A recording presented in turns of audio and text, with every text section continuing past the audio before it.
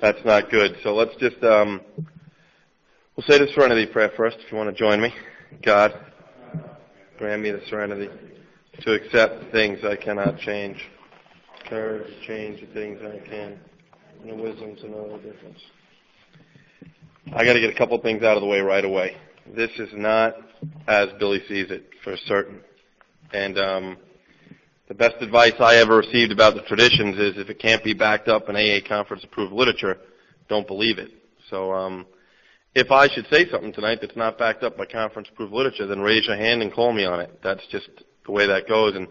And also that for every, I know there's a little note that says where every 2 or 3 alcoholics are gathered, they can be an AA group. Well, wherever 2 or 3 alcoholics are gathered, there could be 3,000 opinions. So I know that we may not all have the same opinion on a tradition, and that's actually good. And I'm going to start off with a little history. And, I always like to say that if you read AA history, one of the most remarkable things is there has always been a fanatical, right-wing, fundamental, rigid section of AA.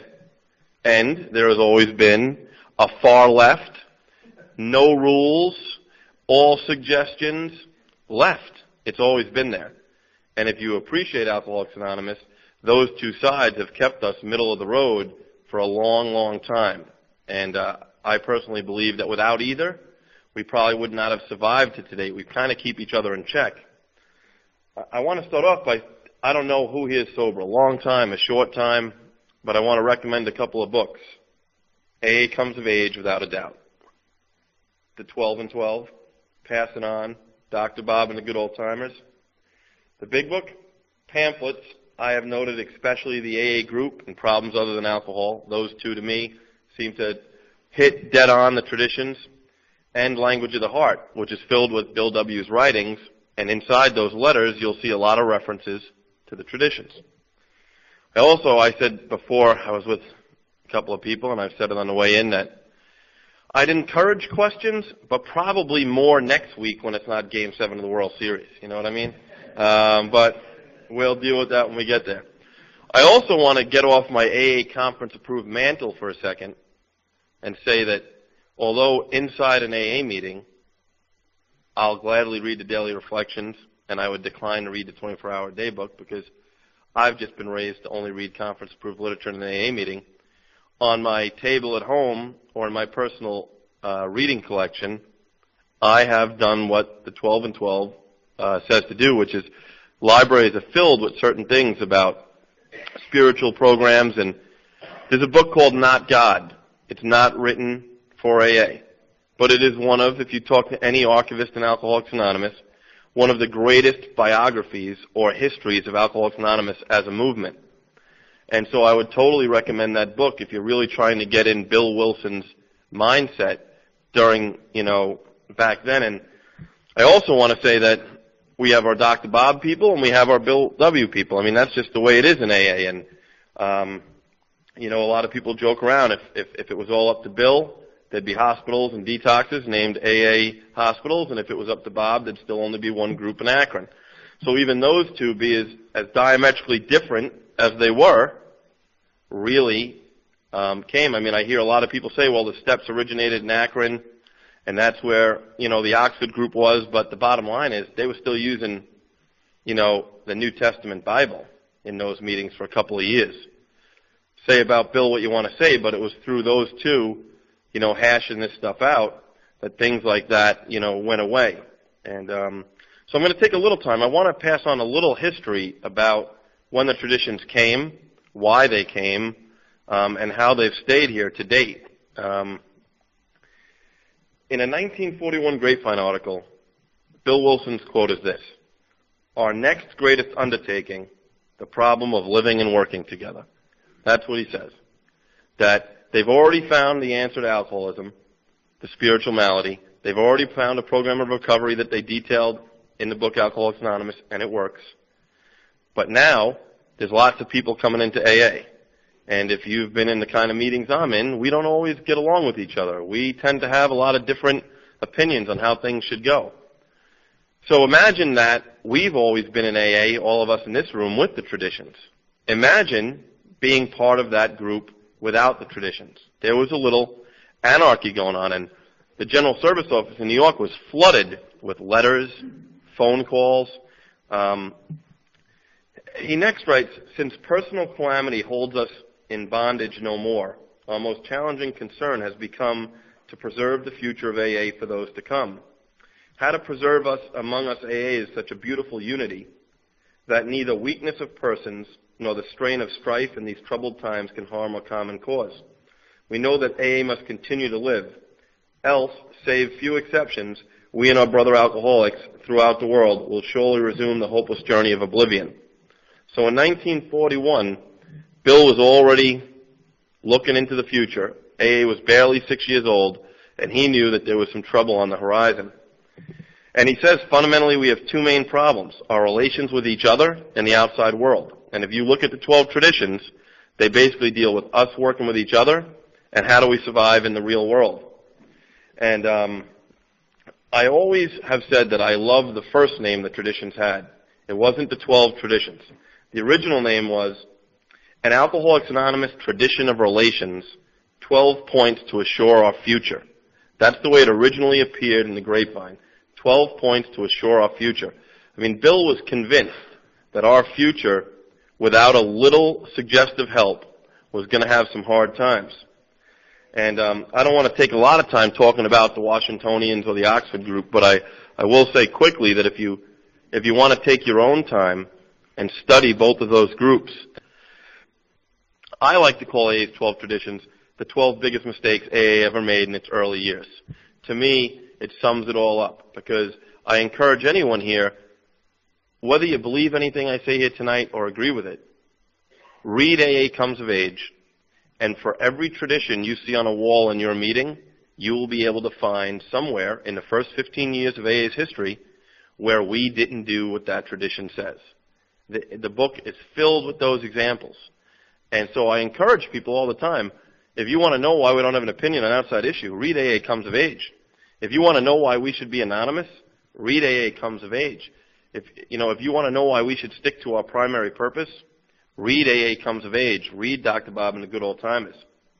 Now, for those of you that may not know, and I'll encourage, if you have questions during, I would just as much stop and take them as I would at the end. So if something gets said that you really have a question on, ask. But the traditions came about, they were ratified unanimously in 1950 in Cleveland, which was AA's first international convention, if you want to call it that. And what had happened was, I don't know if anyone here has ever heard of the Little Rock Plan. Anyone raise their hand? Anyone ever hear that term? Okay. This group in Little Rock, you might have come upon a group like that in your little stay in Alcoholics Anonymous. They had the right plan. They had the way to do it. Their way worked. And if you weren't doing it their way, your way was wrong. Now, there was another group down the block in Little Rock. They hated that group. They thought that group was crazy, and they thought that group's way didn't work. And both of these groups flooded Bill with letters to the General Service Office. But Bill's response is very interesting. What he basically writes to each person who writes is, are people staying sober at the other group?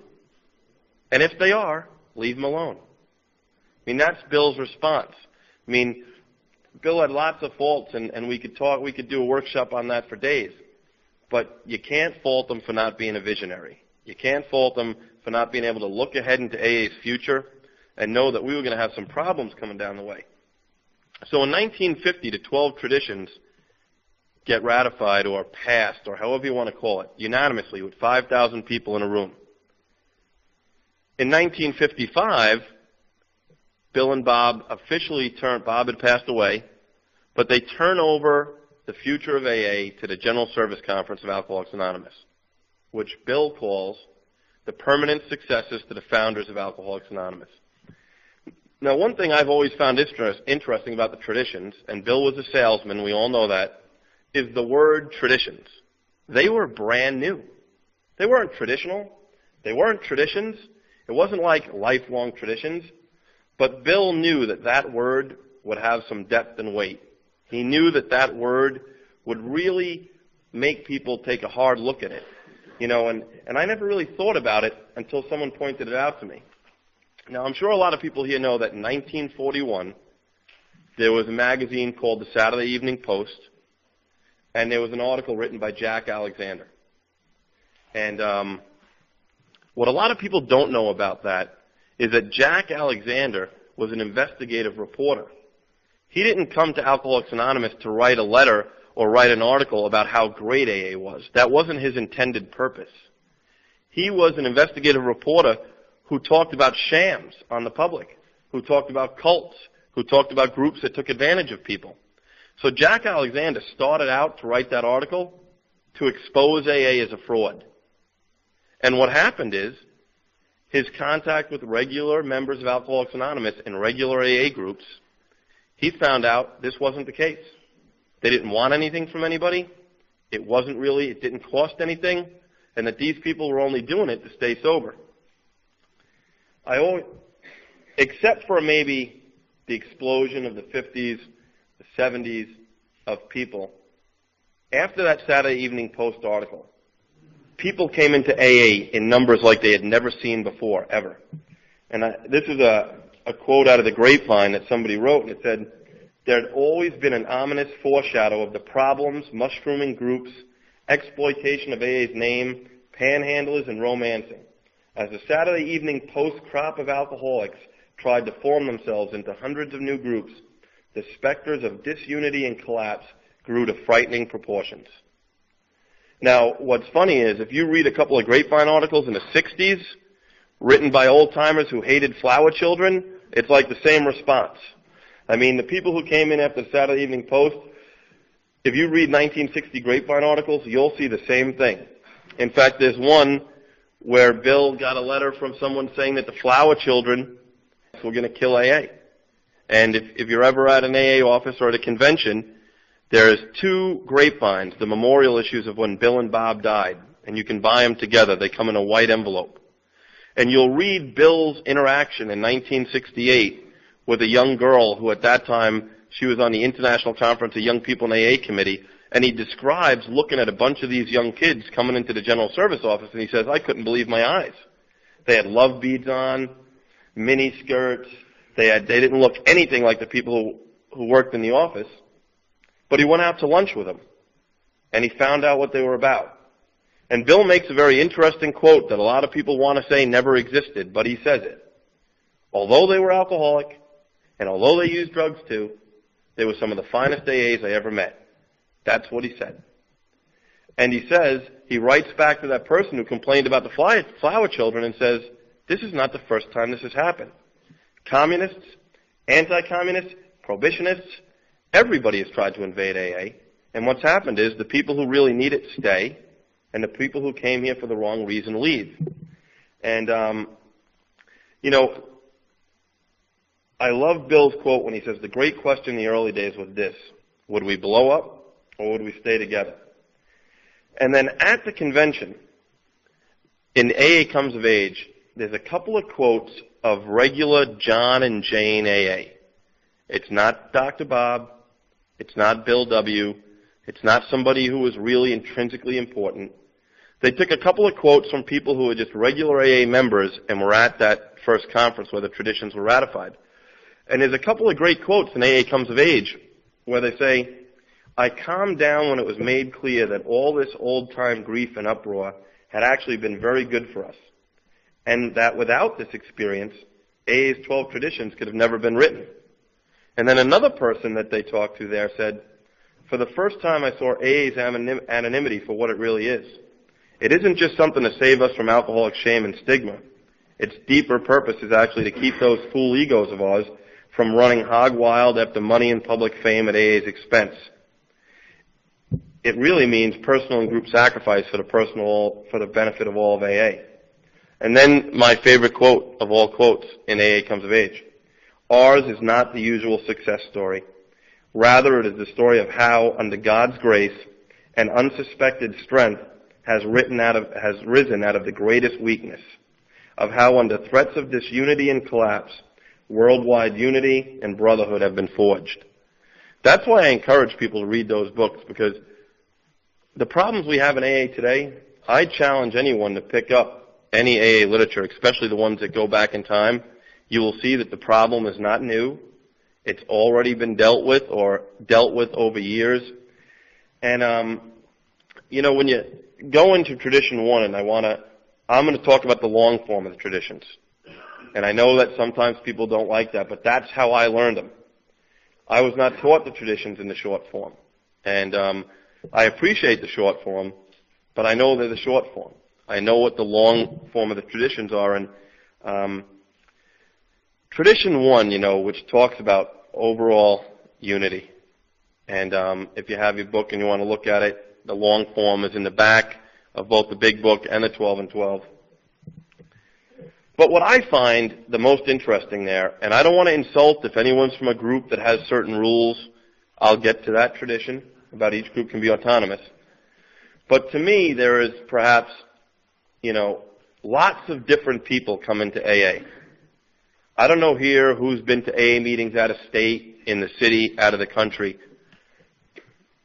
But Bill wrote in a Grapevine article in the 40s, "No society on earth is more solicitous of personal welfare, more careful to grant the individual the greatest liberty of belief and action." And in the 12 and 12 it says, "There isn't a fellowship on earth which lavishes more devoted care upon its individual members. Surely there is none which more jealously guards the individual to write, think, and talk as he wishes. No AA can compel another to do anything." Now when I read that, it's all about conformity. So when I hear people say, you can't have earrings and be sober, or you can't have facial hair, now, if you tell me I need to put a suit and tie on at your group because that's your group conscience, I may do that. But you can't tell me what I need to do to be an AA member. And that's what the first tradition says. The first tradition basically says that the plan of recovery laid out in the big book is broad enough and open enough for everyone to enjoy, regardless who you are, regardless whether you have tattoos and you don't, regardless whether you have a job or you don't, regardless of you're this color or that color. That's what it says. And I always hear this, and I was taught early on, because I went to midnight in New York City, and that gets a little out of hand every once in a while, that you can't throw anybody out of an AA meeting. Well, I was taught wrong. You can't kick anybody out of AA. You could never kick anyone out of AA. They can leave AA if they want. But if they're in your meeting and they're disrupting it and they're not letting people get sober, well, then you can sure ask them to leave your meeting and go do that somewhere else. And that's how the first tradition was explained to me.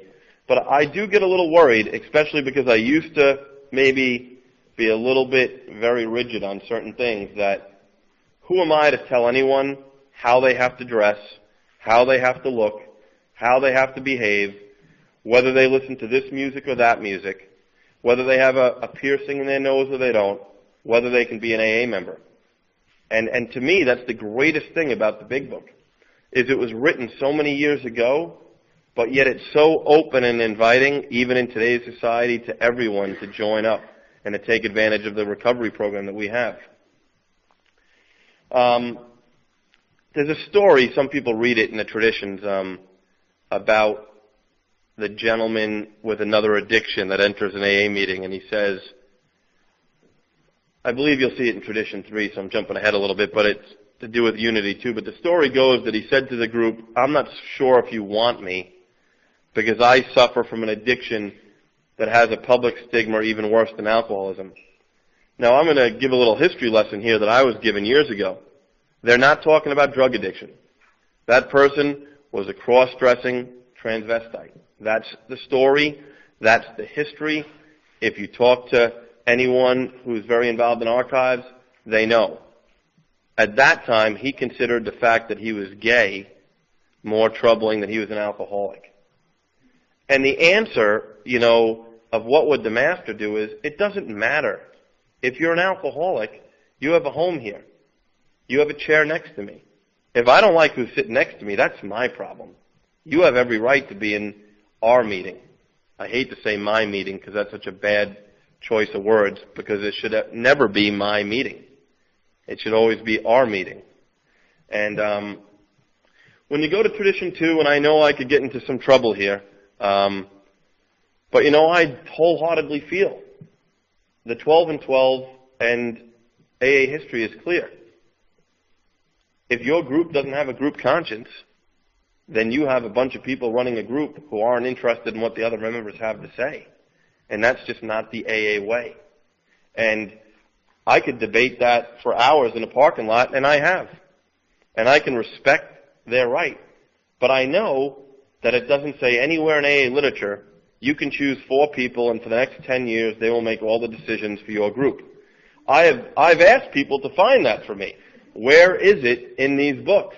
Where does it say that you get to be in charge of your group and you run everything? I can't find it. I find it nowhere. So I think the group conscience, but then again I have to say there's a big difference between just voting on something and being informed. It has to be an informed group conscience. And I've seen great examples of that. In my, sometimes groups get split apart by the stupidest things. And I've seen it for years. But, what happens when a home group has a meeting, where no one goes to their business meeting or their group conscience meeting? So then no one's there. So then somebody who doesn't like smoking raises their hand and says, let's make this a non-smoking meeting.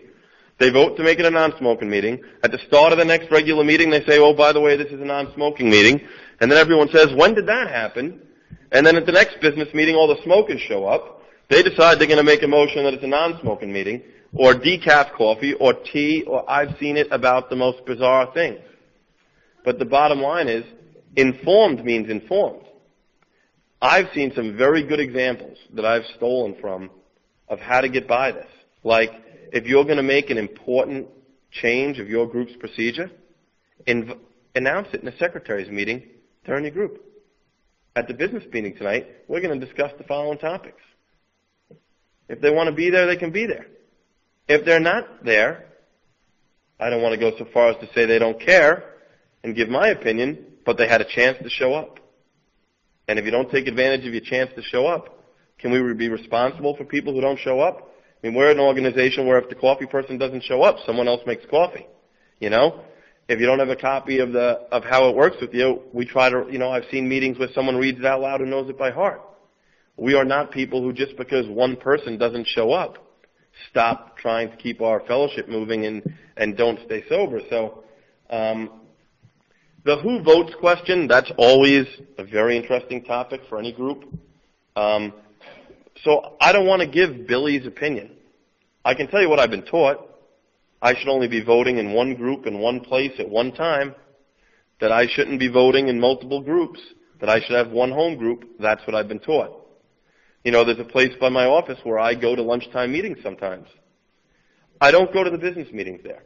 I'm not there ahead of time. I go in there quickly and I go out quickly because I have to get back to work. I don't go there and vote because I don't consider myself a group member. I consider myself somebody who goes to a meeting at that group. But that's just how I've been taught. I love the story in the 12 and 12 on Tradition 2, and I encourage anyone to read it about groups that control, the small group inside a group that controls a group. And it says, the elder statesman is the one who seeks the wisdom of the group's decision, who holds no resentment over his reduced status, whose judgment, fortified by considerable experience, is sound, and is willing to sit quietly on the sidelines awaiting developments. And from what I take from that is really the following, is that exit sign I've been taught is one of the most important slogans in all of Alcoholics Anonymous. It's present in almost every meeting you go to. And that means that while I'm in a meeting, if we vote on something and it doesn't go my way, too bad, it didn't go my way. But when I walk under that exit sign, my job as a member of that group, no matter what side of that vote I was on, is to become a productive member and carry out the group's will. If I go outside that sign and they decided we're not going to have coffee anymore, well then I don't come the next week and make coffee just because I like coffee. That I have to, if I'm really not going to be a hypocrite and I'm really going to believe in the group conscience, I really have to go along with it. Do you have a question? Okay. Sorry. When a group takes the group conscience, you call your business meeting, you take your vote, and it goes a certain way, and then other group members are pissed off and decide, like, within the week, we want to have another group vote on this. Do you do that? You're asking, you want me to repeat that question so that it's on the tape? Oh, okay. The question is, if a group takes a vote and it goes a certain way and other people don't like the vote and they want to bring it up again, can they? Is that the question? Well, it depends on the format of your business meeting. I mean, if you have another business meeting a month later and somebody brings it up, I mean, my experience is there are certain topics that will never die inside a group. There are certain topics a group will always hold on to. Every group has its favorite. I don't know why that is. And so people get tired of dealing with it. But I will say this.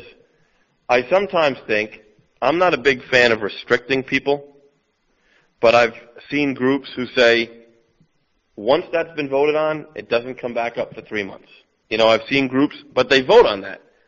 And so if I'm voting on that, I'm saying, no matter whether it goes Billy's way or the group's way, if it goes the group's way, I'm not allowed to bring it up again for 3 months. And I voted on that, and I've seen that happen, but there's really no right or wrong way. I can tell you this, though. If the lifeblood of your group is newcomers, and you want to keep them coming to your group, if you keep having that division, your group will grow smaller and will not flourish. That's just time-tested AA logic. There's no math to it. There's no real rhyme to it. It's just that your group depends on newcomers. And, there are certain people, pointing right back at myself, who at certain times in their AA career get so dug into an issue that they can't let it go. And the unfortunate part about that is it'll only affect the person who's holding on to it worse than it will the other group. It'll poison that person much worse than it'll poison the group. But, we're all here because we're not all here. I heard that a long time ago, And, this is not a breadbasket of sanity where we're, announcing, will the world's most perfect people please come into our meeting tonight. That's just not the way it goes, I've been in a meeting in New York where when some guy's smoking, he's always voting to keep it smoking, and whenever he quits, he's the first guy to raise his hand and say, let's make it a non-smoking meeting, I mean, that just happens. This is Alcoholics Anonymous, and we deal with all types. But I would suggest that your group take a look at its format for business meetings, and see where you can go from there. Yes, Mike. Thanks, Billy. What do you think about motions to call the question in business meetings? Those have the effect of terminating discussion on a majority vote. Under Robert's rules, you can't even debate the motion to call the question. I always vote against those because I think it's totally wrong in an AA group conscience to limit discussion or end discussion or prevent people from expressing their views. So I always vote against it. And sometimes I want to say that motion is out of order in an AA meeting. You just can't terminate discussion. But people do it all the time. After they said their piece, then they want to call the question. And I find it very annoying. Well, that's a hard question to deal with on a couple levels. I mean, I stand here and I've served in a lot of group capacities. I've been the chair of the Chicago Central Office. I've been a delegate to the General Service Conference, and everybody has their different voting rules. The one thing I would say is I've not seen it used in a group too often. And when it is, it's usually by someone who is as arrogant as myself, and I'm just pointing the finger right back at myself. The one thing about calling the question is, though, if you also look under Robert's Rules of Order, that has to be the only thing you say. In Robert's Rules, it says, if you call a question, that's the only thing that's allowed to come out of your mouth. You can't say, I'm all for this, and I call the question. Robert's Rules is very clear. The only thing you're allowed to say is, I call the question. So, and the other thing, in the AA spirit of doing things, if you look at how, for anyone that's never heard about the General Service Conference, it happens once a year in New York City. And 93 delegates from around the country and Canada get together. And like when the 4th edition of the Big Book was passed, they voted on that. And the trustees also. And one of the procedures there, as far as how you talk at the microphone, is that if Billy Noonan gets up and is online at the microphone, and I speak, I'm not allowed to get back up at that microphone as long as someone else who hasn't spoke is there. So in other words, if I get back online at microphone number 1 and there's 4 people over at the other microphone who haven't spoke yet, that chairperson will pass right over me because he knows that I've already spoken on that topic. I mean, I've seen groups do lots of creative things. I've seen groups that say, let's have 3 pro and 3 con at least on every issue, so that way everyone gets heard. The other thing is a motion doesn't automatically stop discussion. Technically, it should be voted on. I mean, if I say, I'd like to make a motion to end discussion, well, then I need a second to that motion. Right, and a vote. But in small group settings, I think it's good to hear from everyone.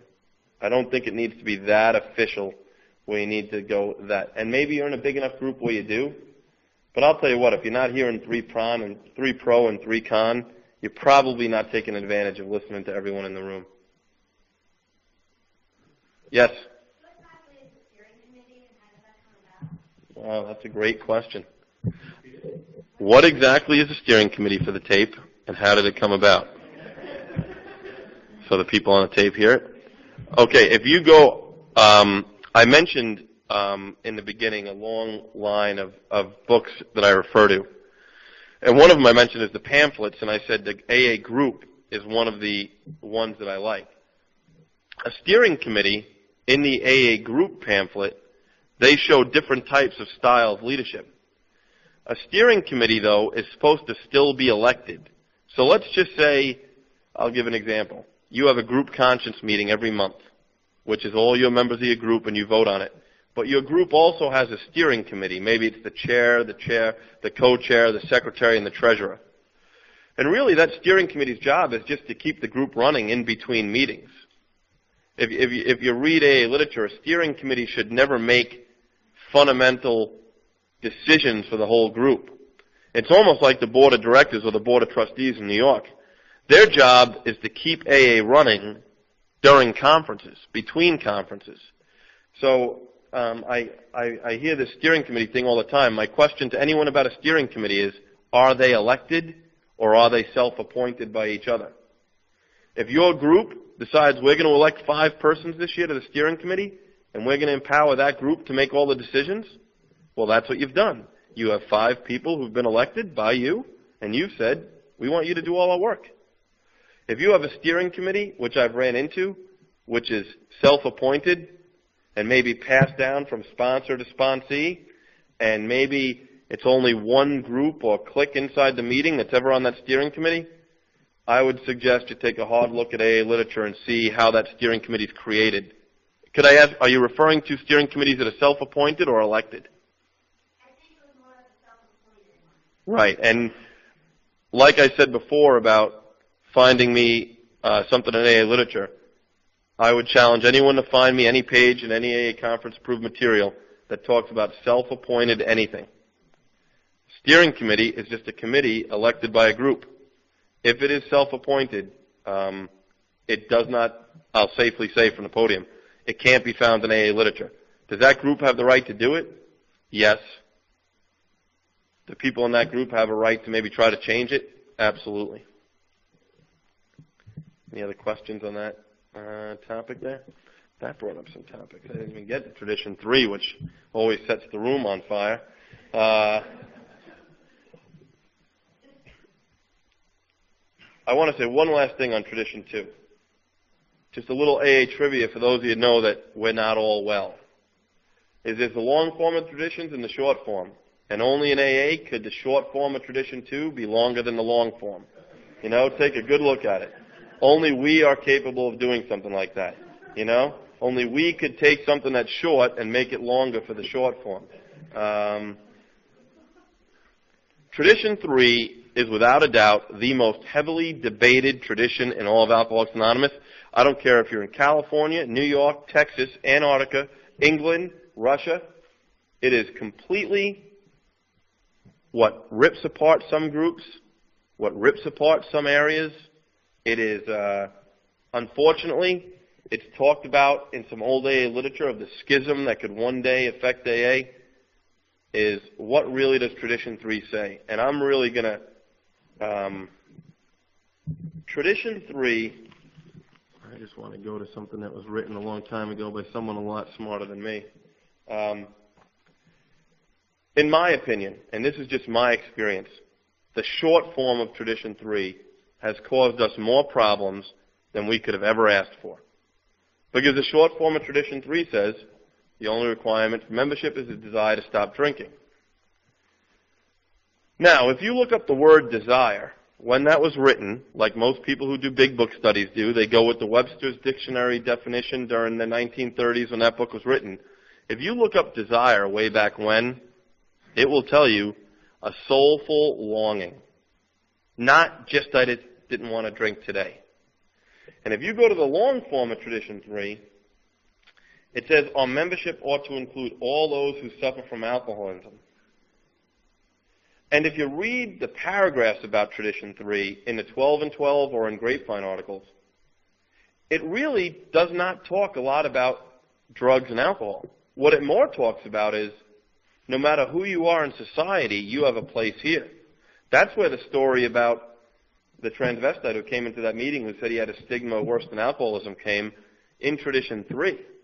And if you look in Tradition 3, and I'm just going to point to a couple of things, is my belief is I don't care what you are as long as you're an alcoholic. I don't care if you're a bank robber and an alcoholic. I don't care if you're a window cleaner and an alcoholic. I don't care if you're a businessman and an alcoholic. The tradition tells me that we ought to include all those who suffer from alcoholism. Now, the pamphlet, Problems Other Than Alcohol, is very, it's not used a lot. But if you read it, and I had one, I must have dropped it in my office as I was leaving, because I have my pamphlet, which I also think is not used enough, which is the AA Member and Medication, which, if you've never heard of this pamphlet, it exists. It's conference approved, and it is the advisory action of the General Service Conference. But the pamphlet Problems Other Than Alcoholism has a direct question. It says, can a non-alcoholic pill addict become a member of AA? No. Emphatic no is in that pamphlet. And if I could rewrite that pamphlet, I'd take the word pill addict out. And because who cares? If you just look at it, can somebody who's a non-alcoholic become a member of AA? If you read the long form of the traditions and study it, you will see back then they were more worried about membership regulations. If you know anyone who's into archives and history, ask them for some old group membership requirements. You wouldn't believe what we used to write. I mean, sponsorship, we know what it means now sometimes, I think. Some people, for the most part, we know what that means. But way back when, sponsorship had a whole different connotation. It meant I was sponsoring you in my group. You could come with me tonight. There were some groups that had like 3 pages of rules. And Tradition 3, a lot of it is written about those rules and how only you can say whether you're an AA member or not. But it does clearly say that it's for all those who suffer from alcoholism. Now, I don't care if you're a bank robber, a drug addict, whatever else. If you're an alcoholic, you have a right to be here. And that's what I've been taught for a long time. And I need to stop worrying about who's sitting next to me, and make sure, that somebody's working with them, and if they're going through the big book, they realize that they're the alcoholic, of our type. I'll open that up for some questions because I know that is definitely sometimes opens up a can of worms. Anybody have any questions? Yes. I hope that I'm misunderstanding. Okay. The requirement members desire to stop drinking. Mm-hmm. So if someone comes in here and has another addiction, and they're not alcoholics, are you saying that they're welcome saying a closed meeting? If they're not an alcoholic and they're convinced they're not an alcoholic, then my interpretation of the closed meeting statement is that they're not welcome there. Okay. Closed meetings are for alcoholics. And what I'm saying is, I don't care what else they are. Right. If you're a bank robber, an archer, an actor, and an alcoholic, the closed meeting card tells me you belong in there.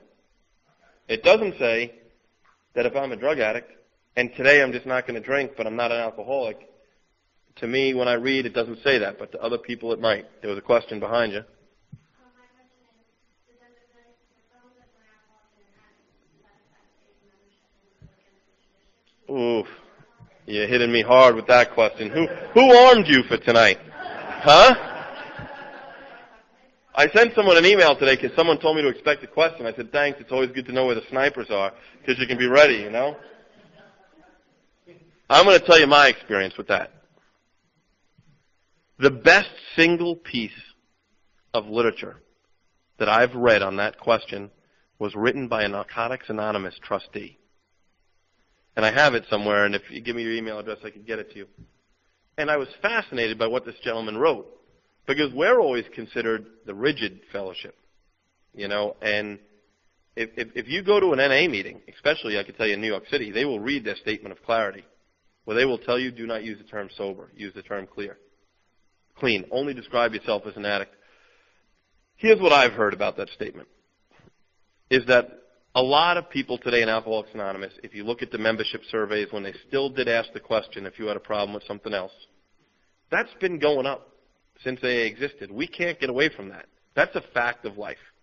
There are more people today who are dually addicted besides alcoholism than 55, 65 years ago. But what about the person who is only an alcoholic? And what about that person in their first meeting? And what happens if that person thinks that they have to be anything else besides an alcoholic to be there?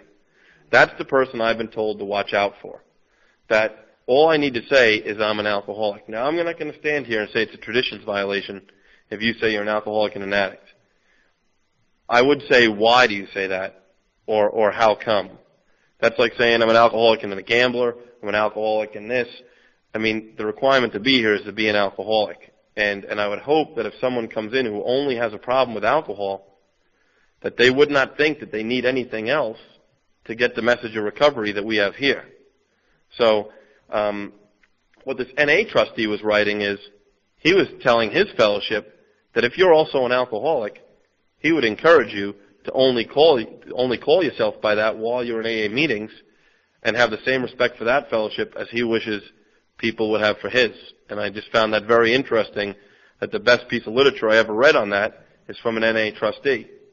But it's, you know, definitely a problem that we run into. And I've seen people in meetings get very upset. What I don't agree with is someone standing up during a meeting with someone, you know, you don't know whether they have 1 day or 10 years, and publicly humiliating somebody and saying, oh, do you have a desire to stop drinking? Well, you know, if you don't know that person, you have a, forget desire, you have a responsibility to treat that person with kindness and compassion and welcome them to AA. And public humiliation just doesn't work. So would I go outside and talk to that person later? And that's what I say to everyone. If you want to moan and complain about someone identifying themselves as certain things in your meetings, are you taking the 10 or 15 minutes after a meeting to offer to go out to coffee with that person and offer to teach them about AA? But it's definitely an interesting topic. And if you want that, I could get that paper. I could get it for you. Mike.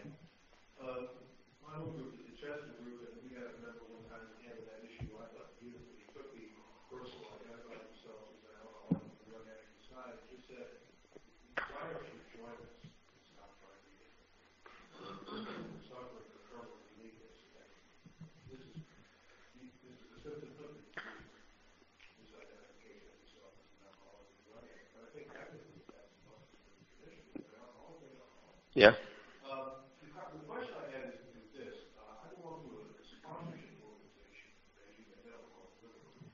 We're all connected by sponsorship. We sponsor the sponsors or sponsees of each other.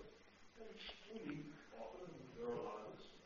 But we have decided after a lot of things that we cannot call ourselves an AA group. So we don't read the preamble because we have a second requirement for membership. You have to be connected by sponsorship. You know, anybody who's wealthy crisis, but we know generally, I mean, people who are not connected by sponsorship are not invited. I think that's right. Another world would be overcautious. Well, I mean, I don't think it's my business to judge. I think that I firmly believe that I'm kind of impressed that you would decide not to read the preamble, that you know enough to say, because that's what I say when people say about men's meetings and women's meetings. I could care less about that meeting. My question is, if a suffering alcoholic came in the door, I'm going to use my example. 2 weeks ago, I was on a bad business trip to Seattle. A bad business trip. And the first night, I needed a meeting really bad. I walked into a biker meeting. Just happened to be. I was in a suit and tie with a briefcase, and they were all bikered out. The next night, I walked into a gay men's meeting, and I needed a meeting even worse. But they let me stay because they knew I needed a meeting. And I say that encourages me that your group thinks that it's a little bit more. It's a group of guys who are very close, don't maybe go to meetings every day or every week anymore together. And I happen to know a lot of those guys because a lot of them come from the city where I got sober. But I think you handle it very appropriately. I saw questions, yes? My journey's been really taking twists and turns. And I started as an alcohol addict. Then after 2 months of smoke, I became an alcoholic. Then after being comfortable to camp on the thing I became a big alcoholic. I'm going to get to that next week. That's a good point.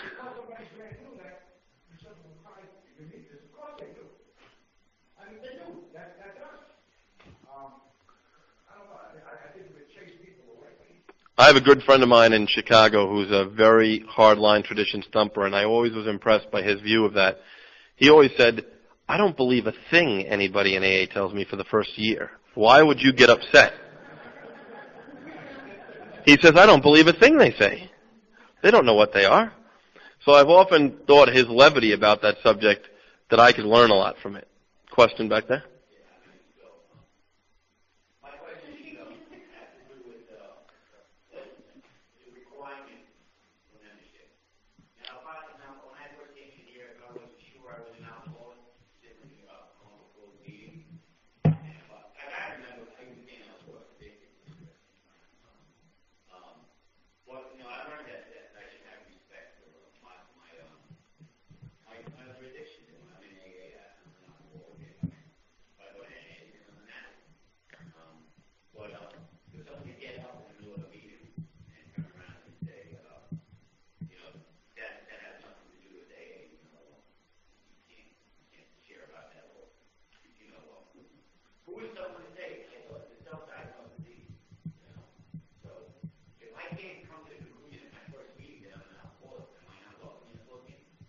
Well, I'm going to tell you what, in Bill's 1948 Great Spot article, he writes this.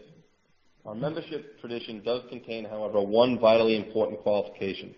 That qualification relates to the use of our name, Alcoholics Anonymous. We believe that any 2 or 3 alcoholics gathered together for sobriety may call themselves an AA group. It basically says it takes alcoholics to make an AA group. If I was sponsoring a person and they weren't an alcoholic yet, I would probably encourage them to go to open meetings until they made their decision. That's me. Or to work with them one-on-one and help them come to that decision. I will say, however, that I do take great offense, and this is just me, because sometimes I think I'm very radical left and sometimes radical right. If when you get drunk, you tend to rob banks, chances are if you're telling your story in an AA meeting, a bank robbery or two is going to get in. That's just the way it goes. If you're one of those people who, when they get drunk, tends to crash into a lot of cars, well, if you're at an open speaker meeting, crashing cars may get in there a little bit. If you're one of those people who failed out of school because you had a bad drinking problem, well, then if I'm asking you to tell your story honestly, well, then that's going to come in. I'm not saying I want to hear someone tell a drug-a-log from the podium. But if that just happens to be a part of your story, well, then that's a part of your alcoholic story, and I'm interested in it. I do get very cautious, though, of sharing that only has to do with drug using, explicit details of drug using that an alcoholic may not identify with, and I think we have to be very careful along those lines. Other hands? No other questions? That's good. One? Okay. Yes. Our book tells us that this way of life has its advantages. And I used to call myself an alcoholic and addict, and I did for a long time. Because when I relapsed the first time, it was on drugs, and I did that to remind myself. But it was after a conversation with you last year that I stopped doing it and haven't done it since. And actually, there was a conversation with Bill also about how I could learn that new person who's sitting in a room because I might be talking about drugs, and they'll think, well, I came here for my drinking problem. But I'm kind of, what do you do? Like, I went to a meeting recently where there was a speaker, and there are bigger problems. They might be able to stop drinking. It might intensify their drug use, might intensify their drinking, but they are not powerless. They can stop for periods with their drinking, and so their story was mostly about drugs. What do you do in those situations in meetings? Well, I can tell you what, I often say that if you're going to get a little upset about how someone tells their story, you should really talk to the person who had them tell their story. Because they probably don't know better. But if a chairperson or a speaker selector picked that person, well, then are they really upholding their side of the bargain under the traditions of Alcoholics Anonymous? Have they really, do they have an idea what the person's going to say at an AA podium? I have some very strong beliefs about this podium. If I'm sitting down there and I'm talking about my spiritual awakening, I may not feel handcuffed about who my God is today. If I'm up at this podium where a newcomer could mistake me for speaking for Alcoholics Anonymous, I will never, ever talk about what or who my God is to ever give the impression that that God has to be their God. I mean, I feel very strongly that when you're at the podium, you lose some individual freedom. You may think you're not speaking for AA, and we say that all the time, but how many people do you know who in an early AA meeting weren't heavily impressioned by something they heard somebody say from the podium? And when you're in your first couple months of AA, you have no idea that that person isn't speaking for AA, or that AA doesn't have special speakers to deliver the AA message. I mean, it takes a long time to get to know how AA works and how AA doesn't. So I would just say that, I would really take that concern to the person who selected the speaker and say, is this an appropriate choice for an open Alcoholics Anonymous meeting?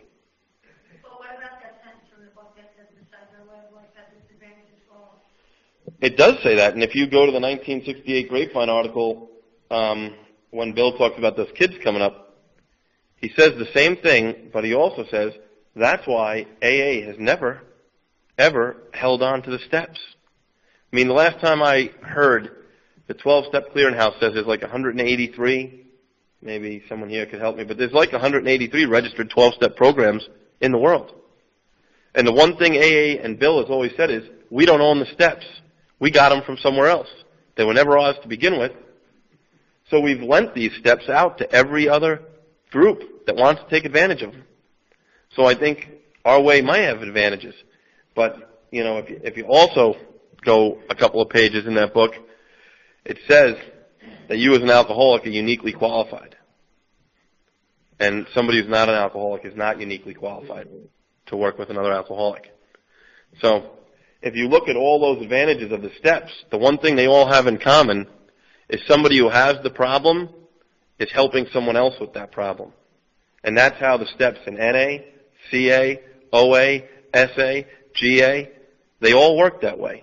They're all based on the truth that that's your problem, and someone else who's gotten through that as a result of those steps helps that person. So I think that our book, although that's another sniper shot that I always expect when you're talking about the traditions, is that little line, is I do believe it has great benefit. You can go into any bookstore right now, go to the self-help section, which I hate, but you can go there. I hate that AA books are in the self-help. I believe AA is a help the other guy a gal program. It's not a self-help program. But you'll find a lot of AA books there. But you'll also find steps for the Christians, understanding this with the steps, steps in the environment. I mean, God knows what you can find. We've lent them to everybody just about. So they do have their advantages. But I do believe that the tradition is clear, and the big book is clear, that it's hard to help another alcoholic if you're not an alcoholic yourself. It's like one of the fundamental principles of Bill working with Bob. I mean, basically, the Oxford group had the answer for a long time.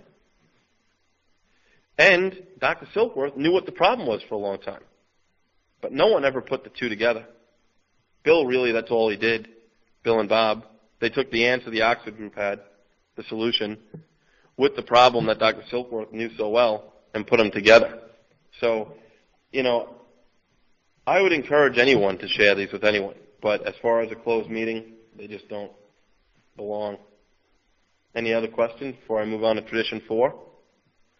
Tradition 4 is very interesting, I think, because what's really amazing is how really open-minded Bill Wilson was. More open-minded than me. Now, I'm definitely not open-minded, that's for sure. However, Bill truly was a visionary, and if anyone wants, before the traditions were published in the 12 and 12, Bill wrote some essays in the Grapevine, and I think they're excellent. And if anyone wants copies of them, tell me tonight or next week. I'll try to bring some next week. But one of the things Bill writes here, it just shocks me at how extreme it is. And Bill's answer, he says, for example, an AA group, if it wished, could hire a paid preacher and support him out of the proceeds of a group nightclub. Though such an absurd procedure would be miles outside our tradition, the group's right to be wrong would be held and violated. We are sure that each group can be granted and safely granted these most extreme privileges. We know that our familiar process of trial and error would summarily eliminate both the preacher and the nightclub. Those severe growing pains, which invariably follow any radical departure from AA tradition, can absolutely be relied upon to bring an erring group back into line. An AA group need not never be coerced by any human government over and above its own members. I mean, that's a pretty wild statement he says there. That if your group wanted to hire a preacher and then run a nightclub to pay the preacher, he says go ahead. But I think when you read that and you study the rise and fall, I love to say, of early AA, the 12 biggest mistakes we've ever made, is you see that we've always corrected ourselves through our problems and where we've gone wrong. AA's always become stronger, and where we don't correct ourselves, groups get smaller, problems go on the rise. I've seen lots of groups do lots of things, including my own. I mean, I was a member of a Young People's Committee in 1992. The International Young People's Conference was going to be in New York in 93. And our little Young People's group decided to buy a $6,000 neon light, which I thought was a great idea. Because we were going to have this Young People's Conference in downtown Times Square, and so of course we needed a $6,000 neon light to fit in with Times Square. You know, it made perfect sense to me. But what also made perfect sense was our right to be wrong, and someone else who knew a little better telling us how we could better spend that money on maybe some big books to send to a correctional facility or some big books to send to a detox. It does say that if you're going to do anything that could affect AA as a whole, I mean, we've definitely had those situations. We've definitely had the situations where people do AA and something else, and it gives AA a bad name. And that's what I'm always most worried about, is not its effect on us. Because we're all here. We're all in AA. We could hate our group tomorrow and leave, but we're here. Bad press and bad publicity about AA keeps the still suffering alcoholic from coming here. And that's the real problem. You know, I always say, get mad, get angry, get happy, whatever. I know that there's 1,000 other meetings a week I can go to in New Jersey. But the alcoholic who's still suffering, who hears about some crazy thing an AA group did, he might decide never to come to AA. And he has no idea how big and vast we are, and how there is a place for him or her to come and be comforted and welcomed and offer the same program of recovery that we've been given. So you have to take a check of yourself and say, is what we're doing affecting AA as a whole? I mean, I think sometimes you really have to think about, you know, I know the group that meets here rents from this church, and its responsibility is to leave this place the way they found it. But I also know this. If you don't do it, and you trash this place or don't clean up, chances are you'll find another place to meet. But a guarantee is no other AA group will ever be allowed to come here again. And that's the big difference about affecting other groups or AA as a whole. You know, when you're out there in the public or doing things with the outside world, they're not going to remember. I've been very active in Young People's AA, and I've banged the drum for a long time. You know, you can trash a hotel as a Young People's AA group and say, oh, we're young and we're dumb and we're full of hormones and all this other stuff. But when another AA group or an AA committee or AA convention goes to use that hotel, the people at the AA hotel don't know that you are not a young people's group. They know you are AA. And they know that you are very disrespectful to their property or to their people. And that's all they remember. So I always say that, Bill talked about it, and I mentioned in the beginning, the traditions are very clear. They teach us how to deal with each other and our work outside in the public. And we have to be very careful. You say, you might be the only copy of a big book someone sees, but certain actions your group takes, might be the only thing an organization sees or a facility sees, and you have to be very careful of that. The Bill W. article on that, I think he's very clear in that the group's right to be wrong is more precious than my right to be right. And that's a hard thing for an egomaniac, egotistical, whatever else, arrogant person like me to hear.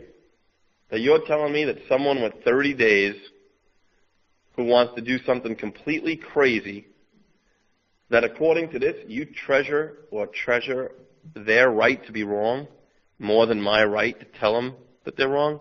But that's what it says. It says that their right to be wrong is more important than my right to be right. And I have to really, if I really believe in the traditions, one of the things I've learned is that traditions, they're basically principles.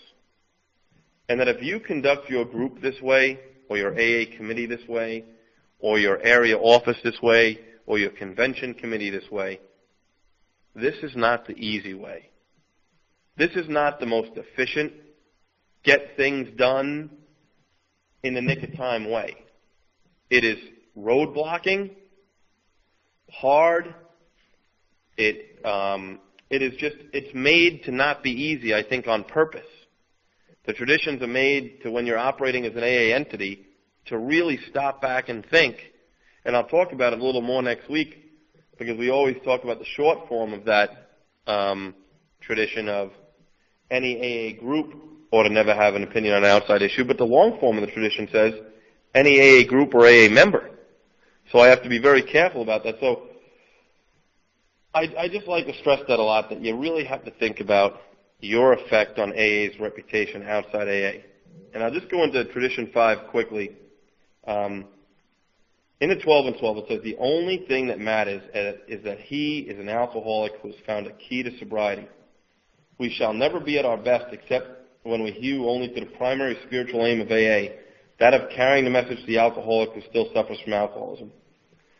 I would encourage anyone to get on the internet or search the archives and look about papers that have been written by AA by people outside AA. And what's amazing is the smartest people in the world, the best doctors the world has to offer, all say the same thing.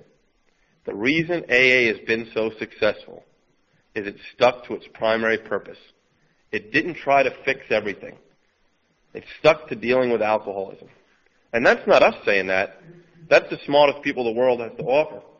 And I think, I also want to point this out, my little resentment still against Bill, right, in the 12 and 12, is there's only one race in the whole AA literature that gets picked on. It's found in Tradition 5 of the 12 and 12. The conceited Irishman, the awfully touch Irishman, the man he's never seen so obstinate Irishman. I mean, nowhere else does it pick on somebody. Now, I don't identify with any of that, you know. But Bill talks about running into that obstinate Irishman in that meeting. And a lot of things. But if you really look at what your group's doing, I always say that about arguments in AA. I've had the privilege of serving in some, places that I've really liked serving. I liked being chair of the central office because it really made me think how important it is that groups really do send in money to pay the electric bills, to keep the phones answered, to get the new person in. I liked being a delegate to the General Service Conference. I liked knowing that my area got a vote on how the new big book was, or and I liked all those positions, but I always say that no matter how much I like them, the bottom line is, in any of those meetings I've ever been in, and some tough debates, some critical issues, you would say, I've always heard people say, you're either dealing with an issue that's helping an alcoholic or not helping. And if it's an issue that's not helping an alcoholic, get it off the table. It doesn't belong in AA. if it doesn't have to do with carrying our primary purpose, to carry the message that has saved all of us, if it doesn't have to do with that, it doesn't belong being discussed in an AA business meeting. If you're serving coffee, I want to close with this. The 79th Street Workshop is near and dear to my heart in New York City, and for a long time they served coffee there until one day someone raised their hand and said it was bringing the wrong element into AA. Well, I would debate anyone on what the right element to come into AA is, I really would like that answered. But they got rid of coffee for a little while. And I remember one of my early heroes was this guy, Jimmy M., because they'd say, are there any AA-related announcements? And he'd raise his hand and say, is there anyone here who can't afford coffee? I'm going over to the diner and I'll bring you back a cup. And he'd bring back like 11 cups of coffee, hand them out to all the homeless. They'd get spilt all over the place, and all the people would get mad again. And at the next business meeting, they had the Jimmy M. amendment that you couldn't get up and announce that as an AA-related announcement to buy coffee. I mean, we're crazy people. But here's what I know about that. I know a lot of people who just came in to get a cup of coffee who got sober. I know a lot of people who are just looking for a place to get warm who got sober. I know that this room and this program is filled with more people where bad motives have gotten good results than any other place in the world. It's just, and so maybe coffee is helping their primary purpose. So I just say, ask yourselves, if you're in a heated debate in a business meeting or in your home group, are what we're arguing about have anything to do with helping someone get sober? And if it doesn't have anything to do, forget about it. Move on. Next week, of course, I will address the rest of the traditions, and I'll bring some copies of these articles. But any other questions about the last couple of traditions we talked about? Anyone have any questions? Or yes, sniper to the right. If we're talking about harming another group in the long form of the tradition, Yes. so if you have another group like 2 miles away and you want to start a meeting on the same time of their meeting one night, is that what they're talking about here? Do you need to go ask for permission to the same consult other groups? Well, I think you really need to take a hard look. If you were telling me, I don't think I'm the person to answer that question. If I was faced with that dilemma, am I in a town with 10 people and I'm starting another AA group? Well, then maybe I should be taking a hard look at myself. Is there really a need for it? Or am I just an egomaniac with a resentment and a coffee pot and I'm starting my own group? If it's a big area with thousands of people living in it and there's a lot of meetings around and you're not harming their group, I don't know if I would think I needed to ask permission. I don't know if I'd want to start the exact same kind of group as theirs. I don't know if I'd have the exact same format as theirs. But I really would take a hard look at, I think in all these traditions, if you read AA Comes of Age, it's usually not what they did wrong. It usually was the motive. You look at the motive behind some of Bill's early misadventures, I would just look at your motive and your group's motive. And if you think you're carrying the primary purpose of Alcoholics Anonymous, then you move forward. And, I'm going to end with this because I know the tape's going to end, but Bill made a lot of mistakes, and I want everyone to know that. But I also know that if Bill didn't have an ego, the AA ship would have never left the dock. And I'll tell you how powerful these are. We went from a man who broke his anonymity all the time, repeatedly, until he learned his lesson, to a man who turned down the opportunity to be Man of the Year in Time. I don't know if I stand here today if I'm that capable. I hear people all the time, I'm a Dr. Bob person, I'm a Bill person, I'm a this person. I love AA. I'm glad they all had their positive traits, their negative traits, and that they were all happened to be in the right place under God's, divine creation at the same time, and that AA is still here today. The bottom line is, my dad had AA, if he wanted it. He never took advantage of it, but his generation did. My dad's generation, my grandfather died, I want to say, in AA's 7th year or 8th year. We are all very lucky. And one of the things I often wonder about is, we're really here in an organization that's only 60-something years old, and as soon as some of us get here, we want to change the organization that's been here for 60-something years that saved all the people that are here to help me. And it often thinks, and Bill talks about it, we are unique types of people, alcoholics. We always love to throw our 2 cents in. And I really want to end by encouraging everyone to read the AA literature, to not take what I said for granted. The only message I have here is to encourage you to read and reach out for your same information. Any other last-minute questions before I end? Yes? Hi. Listen to what you're saying about the coffee. About a month ago, my own group, we got problems with the coffee people. They're not showing up when I come into the meeting. We decided at the meeting that we weren't going to have any coffee. Well, our water, you want decaf, you want tea, help yourself. The whole time I came into this meeting, I was pissed off at some coffee. I said, okay, this you voted on, you give somebody who's willing to step up to do the work, with the same person, over and over. So we sat back and decided, well, we're going to commitment, we'll announce it at the meeting, and we'll have to see where it falls. This person, this whole time, never came back. Well, if he would have came back, we found out at the next meeting, we had a new coffee person, and they were taking care of it. But, I don't know, it's part of the purpose of what we think. You say people have had sober over it, but how do you do it as a group?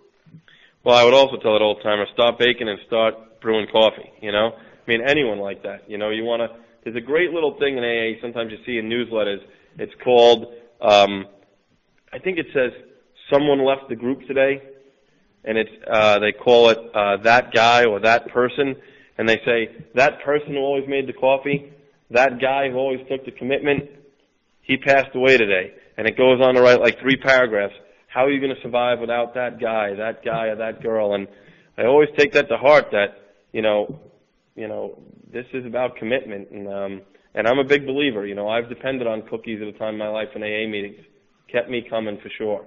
And but I also say that, you can't fill a position that's not empty.